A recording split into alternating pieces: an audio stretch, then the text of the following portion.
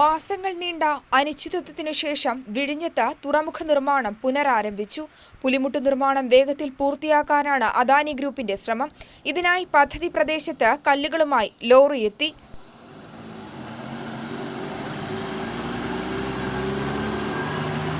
നഷ്ടപ്പെട്ട സമയം നികത്തുന്നതിനായി ഇരട്ടി വേഗത്തിൽ നിർമ്മാണം പൂർത്തിയാക്കാനാണ് അദാനി ഗ്രൂപ്പ് ശ്രമിക്കുന്നത്. കടൽഭിത്തി നിർമ്മാണത്തിനായി പ്രതിദിനം 30,000 ടൺ കല്ല് നിക്ഷേപിക്കാനാണ് തീരുമാനിച്ചിരിക്കുന്നത്.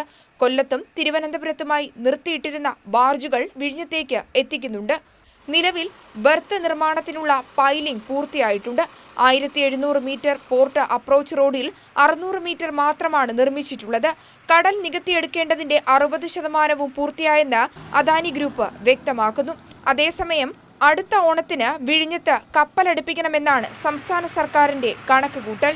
യോഗനാഥം ന്യൂസ്, തിരുവനന്തപുരം.